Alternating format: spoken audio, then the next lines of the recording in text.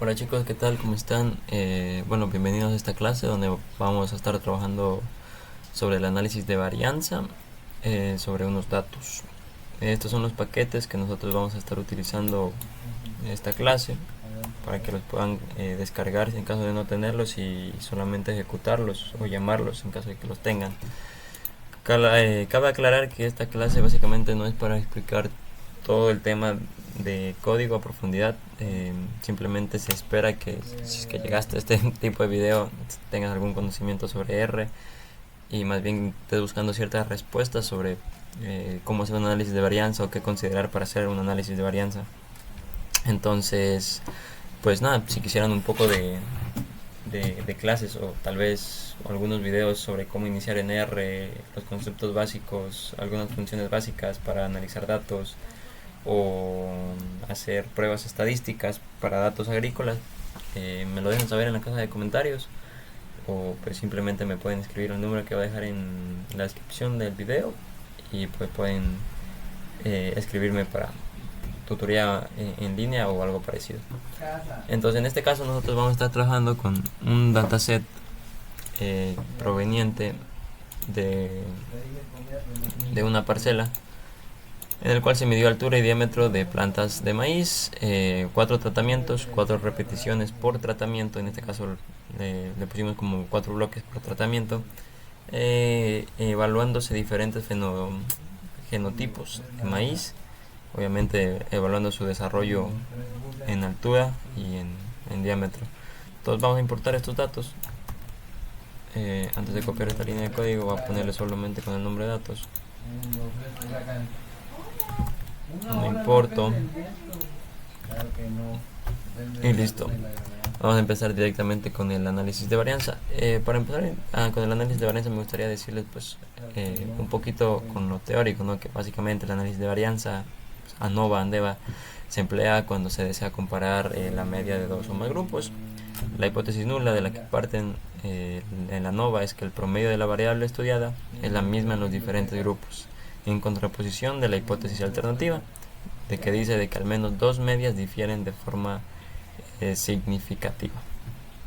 El estadístico estudiado en ANOVA es conocido como el F. El F básicamente es un ratio entre la varianza de las medias de los grupos y el promedio de la varianza dentro de los grupos. Entonces, conociendo una vez esa parte teórica un poco, no sé, ladillosa, vamos a empezar con nuestro análisis de varianza. En este caso yo le voy a poner de nombre modelo 1 y la función para hacer el análisis de varianza es A o B, Analysis of Variance. La fórmula que yo le voy a dar, en este caso voy a estar trabajando con altura entre bloque más más tratamiento. ¿De dónde voy a sacar los datos? Los datos los voy a sacar de mi data frame datos. Aquí me hace falta una virgulilla que la tengo acá. Listo. Como ven, ahí está mi modelo 1. Para yo resumir esto y ver los datos que tengo, pues básicamente le voy a dar en summary modo 1 y aquí voy a ver todo el resumen de mi análisis de varianza. Generalmente lo que yo me suelo concentrar son en los grados de libertad, los valores F calculados y pues básicamente el valor P. Sin embargo, ¿qué es lo que pasa aquí? Y si es que ustedes ejecutan este código lo van a poder ver. Tengo aquí un grado de libertad para mi variable, o en este caso no es variable sino mi, mi factor bloque. ¿Por qué tengo un grado de libertad? Porque si voy a datos, voy aquí a bloque, veo que el R lo agarra como una variable numérica. Entonces, para evitar ese tipo de inconvenientes, lo que yo voy a hacer básicamente va a ser transformar tanto mis bloques como mis tratamientos, pues digamos que es como una buena práctica antes de hacer cualquier análisis estadístico, cualquier prueba de varianza, modelo lineal o lo que vayan a hacer. Entonces es poner en este caso mi bloque, transformar mis bloques y mis tratamientos a factores. Le pongo as.factor datos signo de dólar bloque.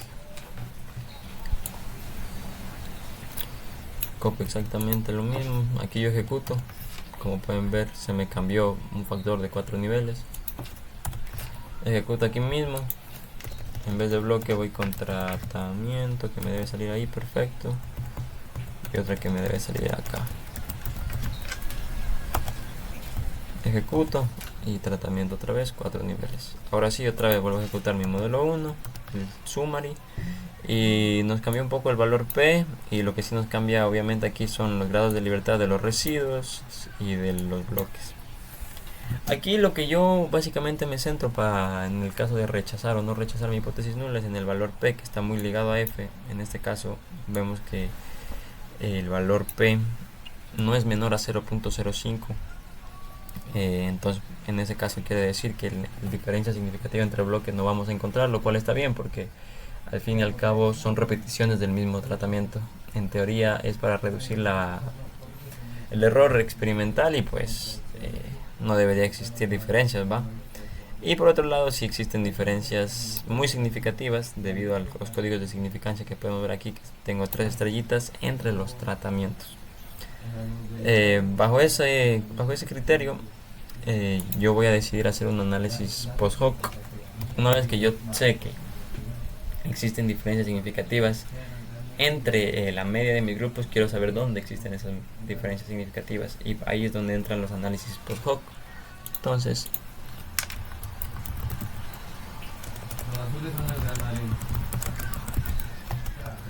nosotros vamos a utilizar varios métodos para hacer un análisis post hoc. Podemos utilizar la LC de Fisher, Tukey, Bonferroni, entre otras más. El paquete Agricolae tiene muchas funciones de eso, las cuales ustedes pueden ver la documentación en línea. Lo que nosotros vamos a utilizar por simpleza y pues generalmente lo que se suele utilizar a nivel de investigación básica es Tukey. Entonces vamos a ponerlo Tukey, vamos a guardarlo con Tukey. Vamos a utilizar la función hcd.test del paquete Agricolae.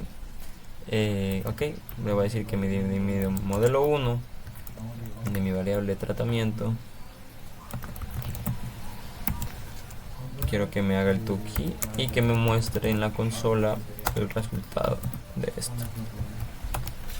Como podemos ver, aquí nos saca los promedios y básicamente los grupos, que existen diferencias significativas, y como tal ahí estaría ya hecho el análisis de varianza para la altura entre mi bloque y tratamiento, y el análisis post hoc, que básicamente es un Tukey donde me mostraría, aquí no se ve en la consola pero espero que ustedes lo estén viendo,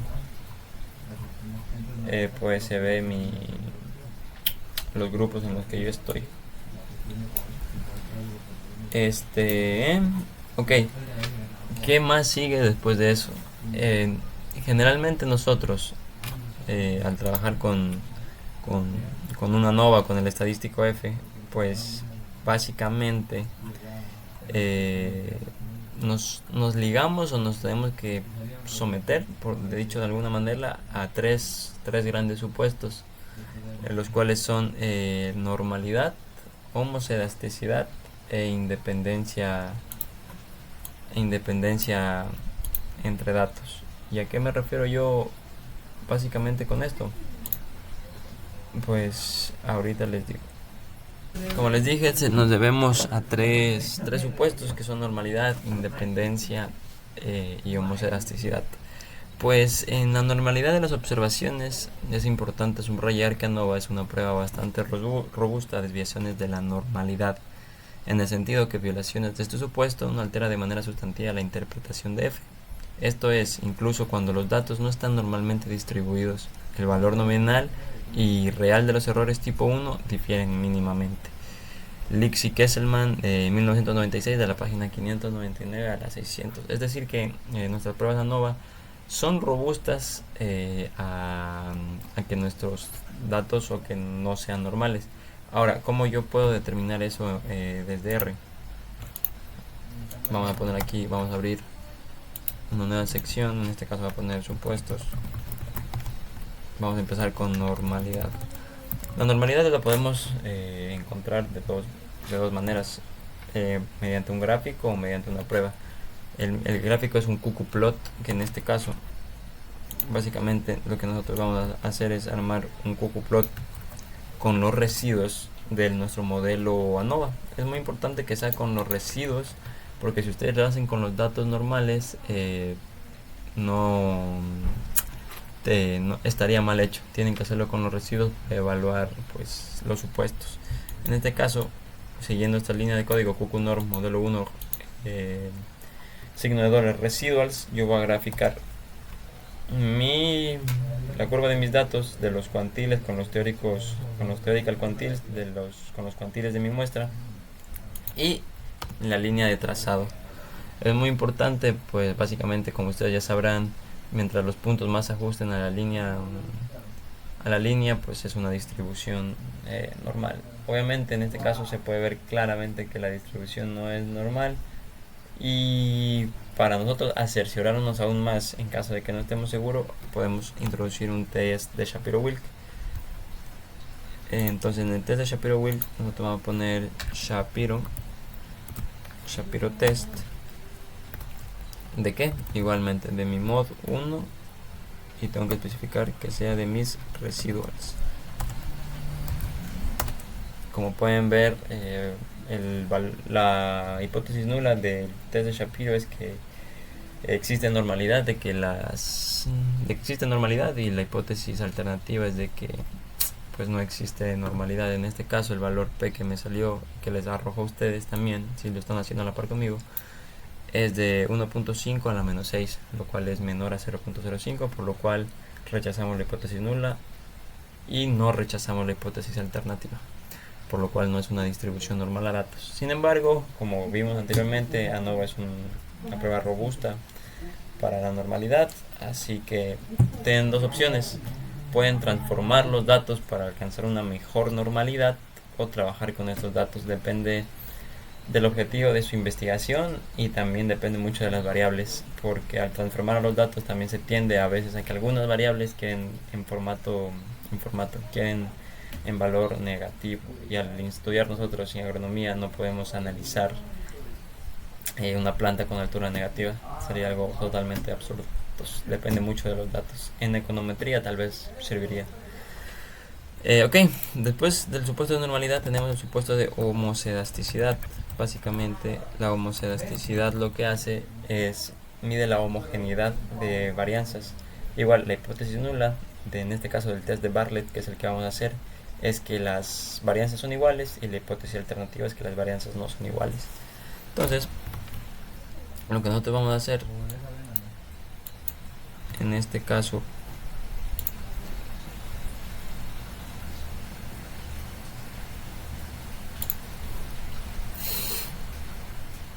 es lo siguiente.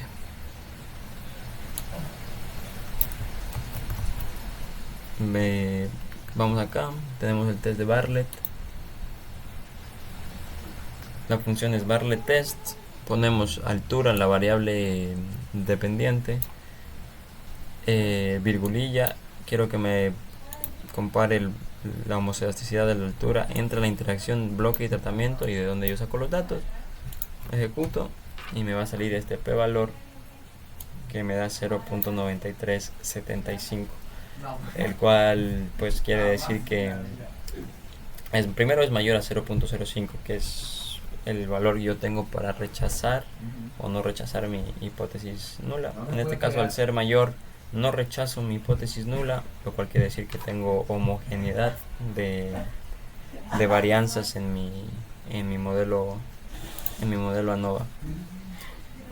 ¿Cuál es el problema de la heterogeneidad de la varianza? Bueno, resulta relevante sobre todo cuando los tamaños de los grupos son muy distintos y los grupos son pequeños. En este caso yo tengo 192 observaciones, que son aproximadamente 4×4, 16, son más de 40 observaciones por tratamiento. Entonces es bastante robusta, y por lo cual nos dio una varianza, no nos dio heterogeneidad en las varianzas. Ahora, lo que siguiente que nosotros tenemos que ver es la independencia. ¿Cómo podemos evaluar la independencia? Con el test de, ponemos independencia, lo podemos analizar con el test de Durbin-Watson. Ponemos Durbin-Watson test el nombre de nuestro modelo de la nova, que en este caso sería el modelo 1. Y como pueden ver también tenemos el p-valor.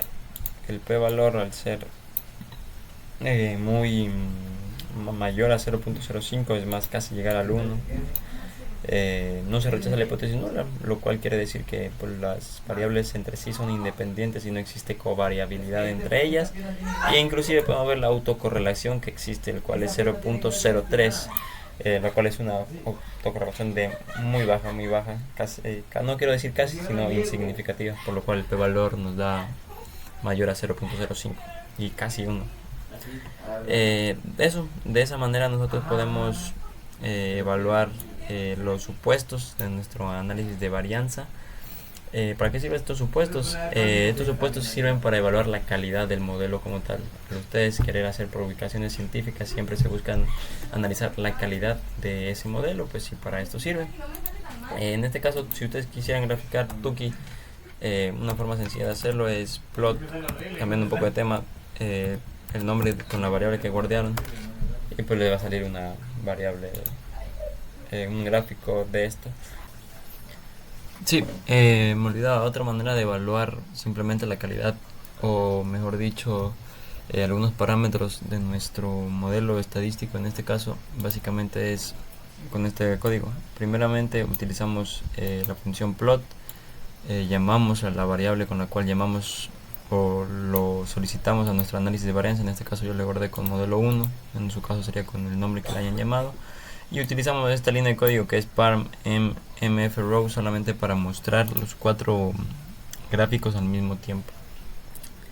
En este caso el gráfico número 1, el de residuos versus valores ajustados, básicamente nos muestra la evaluación de la homocedasticidad, busca patrones inexistentes y puntos aleatorios en banda horizontal. Aquí en el segundo gráfico tenemos los QQ-plots, que es básicamente los cuantiles de los residuos estandarizados con los cuantiles teóricos que nos grafican normalidad. Básicamente este QQ-plot es el mismo que nosotros hicimos para nuestra normalidad, es exactamente lo mismo, pero con la función plot. Experimento para ejecutar aquí, listo. En cambio nuestro tercer gráfico que dice scale location básicamente es otro para confirmar homocedasticidad. Alternativamente traza una línea horizontal plana y es ideal para evaluar ciertos patrones. Y por último tenemos el grado de residuos versus niveles de factor o constant leverage, que básicamente evalúa posibles valores atípicos y outliers que influyen en nuestro modelo, que aquí podemos ver que es el dato número 33, dato número 151 y el 192. En el siguiente video vamos a aprender, o más bien les voy a enseñar cómo graficar una gráfica con ggplot de manera un poco más llamativa, por así decirlo, o un poco más completa. Si quisieran saber ciertas funciones con ggplot y ciertas cosas. Eso es todo por el momento. Espero que les haya gustado el video y pues nada, si tienen alguna pregunta me lo dejan saber. Gracias.